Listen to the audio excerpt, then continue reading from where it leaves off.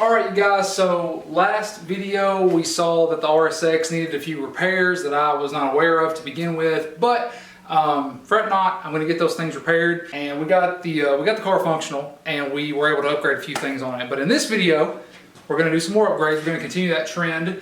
It's technically the same day, but that first video was really long, so I didn't want to do that to you guys again. So anyway, let's jump right into the video.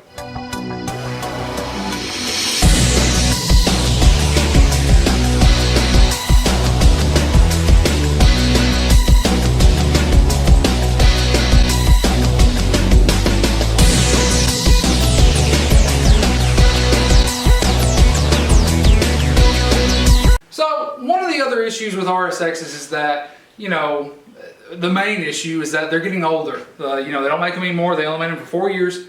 They're not getting any younger. So there's a lot of aftermarket support for them though, and that's what makes them a really fun car to have. It's because, like, if you buy a car that already has everything done to it that you want to do, you kind of run out of fun things to do. So today, if you didn't read the title of the video for some reason, we're going to be installing some hybrid racing upgraded shifter springs, which are super nice. So we also may be doing the transmission fluid, but today this is going to be a quick and easy install, and I really need to get it done because I got somewhere to be in an hour. So let's see if we can pull this off.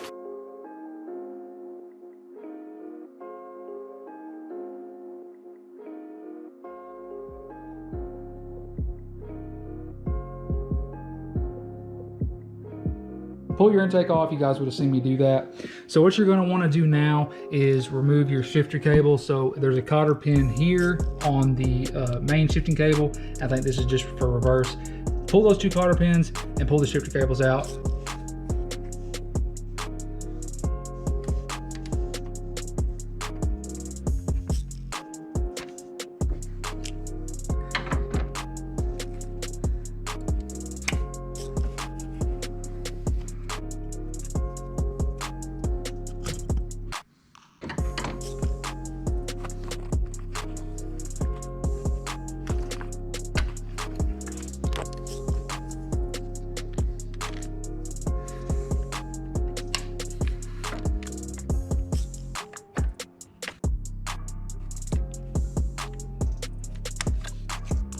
There's 4 bolts holding this whole mechanism in.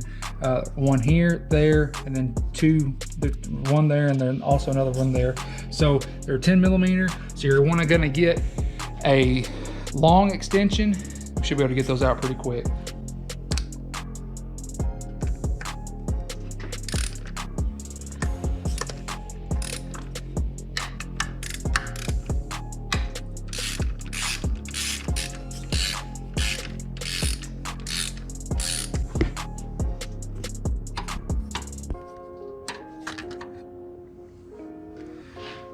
So that's what the bolts are going to look like.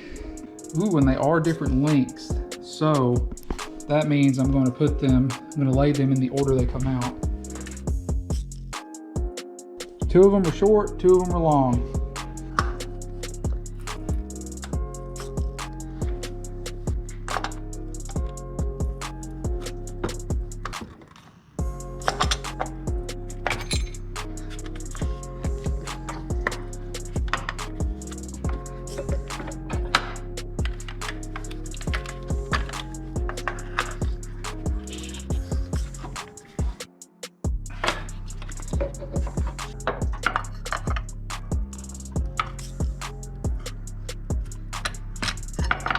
Sheesh. Okay guys, so once you have all those bolts broke loose, you need to find yourself an 8 millimeter Allen. It's a 6. It's gotta be this guy right here. Because you have to get to the front to get the detent undone. And I don't know if I'll be able to show you guys this very well. I don't even know if I'll be able to see it myself. But there's an 8 millimeter detent, or an 8 millimeter Allen that's down here below everything. You have to loosen it up. All right, so if you can see my ratchet right there, that's where the Allen head key is. You just have to get that loose.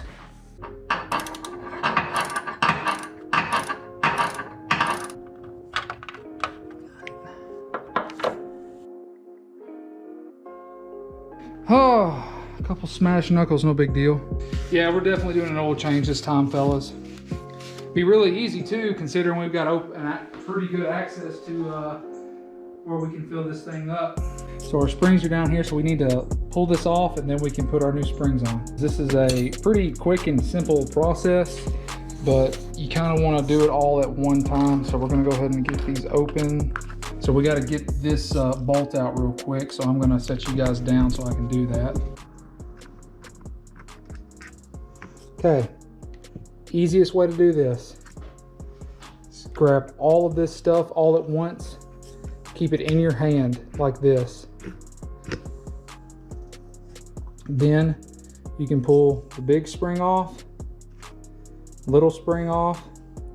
We can see that that's pretty easy to squeeze. Much stiffer. Easy to squeeze. Much stiffer. Throw the little spring back up on there. Big spring back up. Doesn't matter which way they go. Then you can slide your whole assembly back on there. Just like so. There we go. And then you got to get your bolt back in there, which is the fun part.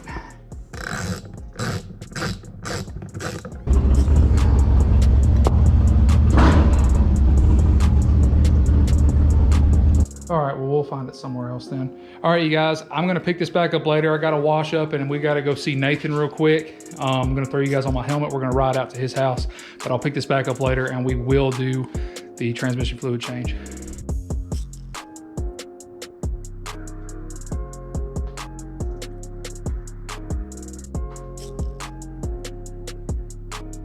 Okay, so it's a new day. Wasn't able to get everything done that I wanted to get done last night, but we are heading out right now to go pick up a few supplies so that way we can finish up this job on the RSX. All right, we made it. I thought that was gonna be a much longer trip. I thought I was gonna have to go to a couple different places, but turns out didn't have to.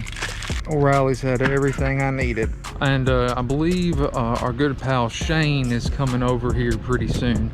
So let's go ahead and get this as finished up as we can. I've really enjoyed wrenching on the car. It's been a long time since I've been able to do something like this. And this is the first time I've had a garage of my own to be able to do work like this. And it's really kind of surreal in a way. Like, I'm super happy that I'm able to do stuff like this in the comfort of my own home, and it's really nice. So I got some gasket maker. I really wanted to get Honda Bond, but the Honda shop is closed today. Got some brake parts cleaner so I can clean this thing up, make it look real good. Change the transmission fluid, so I'm going to be pulling the front driver's side wheel off. Gonna jack the car up, pull it off, throw some jack stands under it. Then I'm going to jack up the passenger side of the car to get the car to tilt. Drain that out in the oil pan. I'm gonna let that drain while I'm doing some other stuff. Then once it's done draining, I'm gonna put the lower drain bolt back in, pop the fill screw. I'm actually going to, while this is open, I'm gonna fill the transmission from that hole so that way I can fill it really fast. And then once it starts to come out of the fill plug, then we can just cap that off and we'll be good to go. Okay, I got everything kind of sort of cleaned up, straightened the way it needs to be. Got all that stuff cleaned up. Got finally my OCD panic attack is over. The drain pan under the car, I've got the car tilted towards me. Got jack stands under the car, so no need for worry there. So the drain plug is right there. You guys can probably see it. It is right there. It's a 3/8 ratchet. All you really have to do is get your ratchet on it and break it loose.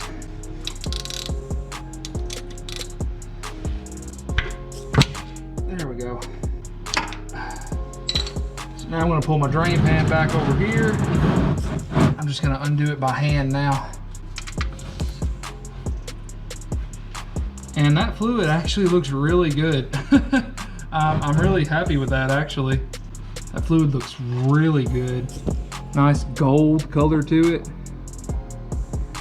And that's been in my transmission for 60,000 miles.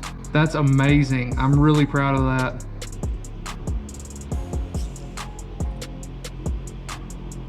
still the worst smell in history though. Okay, so while that's doing that, I'm gonna get cleaned up a little bit. Going to get started on cleaning the shifter mechanism for the transmission, so that way it's ready to go back in as soon as we get done filling the transmission fluid. Okay, so now I'm gonna go ahead and break the filler plug loose.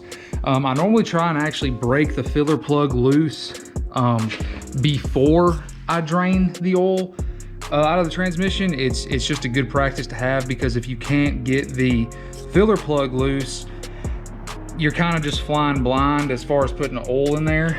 You know, if you look on the forums and stuff, most people say it takes about 2 quarts. So I mean, I would honestly feel pretty okay with just throwing 2 quarts in there and, you know, just making it a day. But if you want to do it the correct way, you got to crack the drain bolt loose, or the filler plug loose, and I'll show you where that's at real quick. Right where my fingertip is at. I know it's probably hard to see. That guy right there, it's just up from the drain, and right next to the axle, and it should be a 17 millimeter plug. You may be able to get to this from up top easier. That may be something I'll try and do. All right, got it loose. So real quick guys, I just wanted to show you, I got the fill plug out as you saw. Here it is right here. A pretty big bolt, hard to miss. But basically, if you're looking at your engine bay, it's much easier to get to from the top. I just got my 17 mil ratchet right there.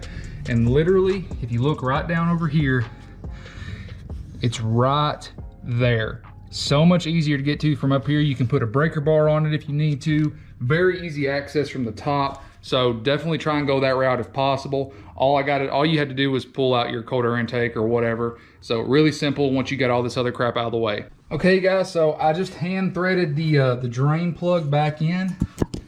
And I always like to try and have some brake parts cleaner handy and a paper towel or something, because I like to try and keep this area really clean. I like my engines to stay about as clean as possible, if possible. So I like to wipe the area so that way it's not gonna drip. Then I just push the drain pan out of the way again. And then I change my ratchet to tighten. And I'm gonna go ahead and tighten this up all the way. And then I just wanna spray that area just real lightly with some brake parts cleaner, just to keep it nice and clean. It just keeps the area looking nice and clean, and it'll evaporate in no time. Okay guys, so I've got the car pretty level. I got that side all the way back down on its wheel, so it's good to go. I've got the car pretty level. It's tilted a little bit more to the passenger side. You know, I probably need to let it down just a little bit more. So now it's probably a lot more even. Yeah, it's still tilted a little bit that way, but in my experience, I always overfill the trans just a little bit more fluid than normal is not gonna hurt it. So from here, we're just gonna take 1 bottle of our fluid. I'm using AC Delco 10-4014 synchro mesh transmission fluid. And this transmission fluid is supposed to be some of the best that you can put in Hondas. Crazy enough, it's Chevy transmission fluid, but it's supposed to be just super good for these transes. So, it's supposed to help with like 3rd gear pop out, and it's synchro mesh. And I've used synchro mesh before in the past, but I think it was like Valvoline or something like that. And I really did enjoy using it. So since that's got such good ratings, we're gonna use it. So I'm just going to fill the transmission from this spot right here. And I'm just gonna wait until the fluid starts coming out of the fill plug. And once it starts dripping out of there, we're gonna cap it off and we'll be good.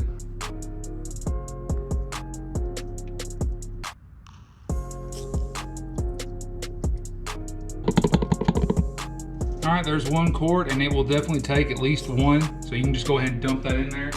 And here is quart number 2, and I'm gonna start watching that drain plug. As soon as fluid starts coming out, I'm gonna stop. Nothing yet. It should take almost all of this. Perfect. It literally just started coming out. You can just barely see it, but it is dripping on the floor down there. Let's see if I can get you guys a better view. See, right there, perfect. It's just now coming out. So, That means it's perfect. We're gonna go ahead and throw the cap back in. Throwing that back in there now. Perfect. Everything's tight. We can throw the wheel back on and we can finish up with the shifter spring, and then we'll be able to get the car running and we'll take it for a test drive. So that'll be fun. All right guys, so I took my brake parts cleaner and I cleaned this thing. I got it looking pretty swell, I think. It's not perfect, but it never will be, so I'm not too worried about that. But I just took my razor blade here and I scraped away as much of the old sealant as I could. Got my new sealant here. Like I said, I really wish I could have got some more Honda Bond, but here we are. So, and this probably won't stay like this forever. So I've got a lot of aftermarket parts I'm getting ready to do to this car. So this will be fine for the time being. I've never had an issue with this stuff. Okay, you guys, I got that nice and clean. Got all the silicone, all the old silicone out of there. So now I can continue this. Personally, if I'm being honest, I think it would actually be better if I put the silicone on the transmission and then installed this. But in my old age, this is easier to do on the workbench. So that's what we're gonna do. We're just gonna do it like this and everything will be fine.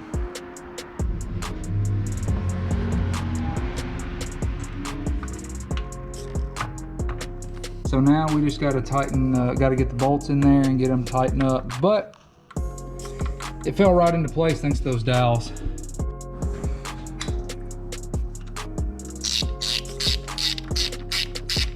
All the hard work is done, you guys. Last big thing that I gotta do is we gotta put the detent back in to, this is what holds the shifter mechanism steady.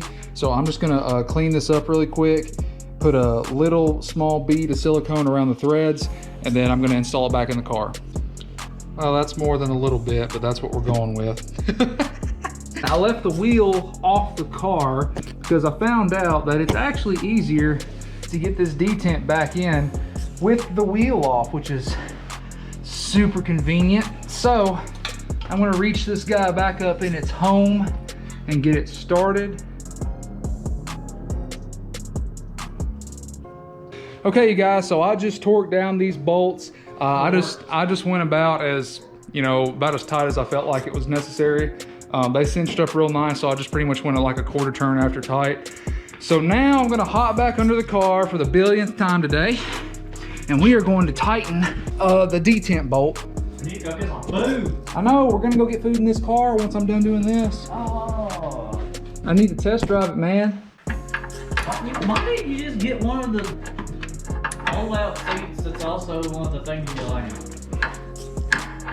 You could have spent $20 more and got a seat and a creeper. That's just crazy talk, Shane. I've got the seat and the creeper. Because my mom works at a pawn shop. And I paid $30 for it. All right, that's nice and tight. So now we can get the wheel put back on. Well, it's supposed to replace the factory ones. It's supposed to make it feel better. It's supposed to give you more like positive shift engagement, shit like that. It was really, really cheap. It was really, really cheap to do. It cost me 30 cents. They really weren't that expensive. They were like probably less than 20 bucks. But you know, I don't mind. It's not the motor and transmission putting anything I'm worried about. It's all the wiring and all the other bull crap. Yeah. But if you couldn't, get a bunch of them wires and all that crap, that would be great. I don't mind the wiring and stuff. I kind of like doing that kind of shit. Everything's done, everything's tight. All we gotta do now is hook up the shifter cables, then we can take this thing out to get some food. See, I've got that plugged back in already. That's good to go. Everything's nice and tight. It's in neutral.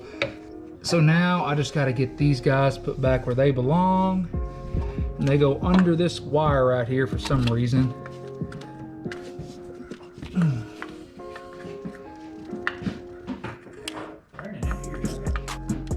There it is. That's correct.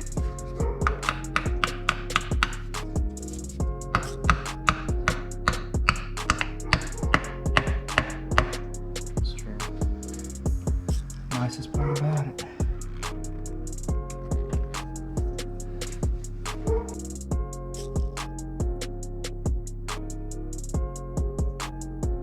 He's about as happy as he could be, if I'm being honest.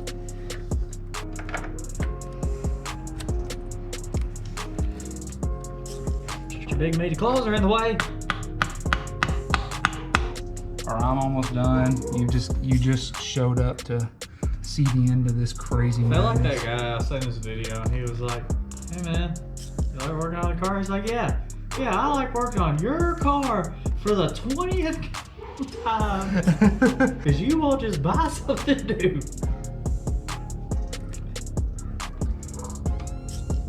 Call me crazy, but I believe we're done minus the intake. I think it's actually Son of a bitch. God, you I piece could of have told you. shit. If you do the thing and you do it right and you don't fuck it up, that's a lot of damage. It's really not a lot of damage, Phil. It's really not. I just love when he shattered a thing of glass and he was like, "That's a lot of damage." Like, what? You're not gonna fix this. The Spectre deflector. What the? Oh, is that from like Danny Phantom or some shit? That's some SpongeBob. Oh, is it really? Yeah, he pulls out like a ping pong ball and he's like, "The Spectre deflector." Is that Mr. Krabs say that? Yeah. Mr. Krabs said that shit. Yeah, it's whenever he was like scared of ghosts or something. That's right. Well, you Yeah. said Spectre Deflector, and I thought, is that from Danny Phantom? Because it's a bunch of fucking ghost shit. Gonna catch him all because he's Pokemon or some bullshit. Now I think we can start this bad boy up. And it sounds the exact same as it did before.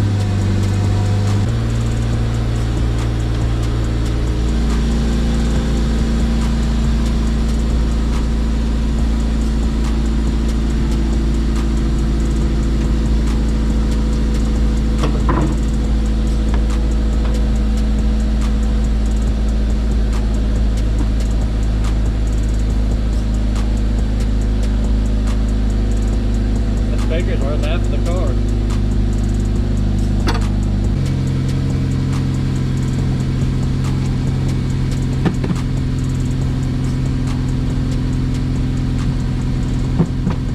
Amazing.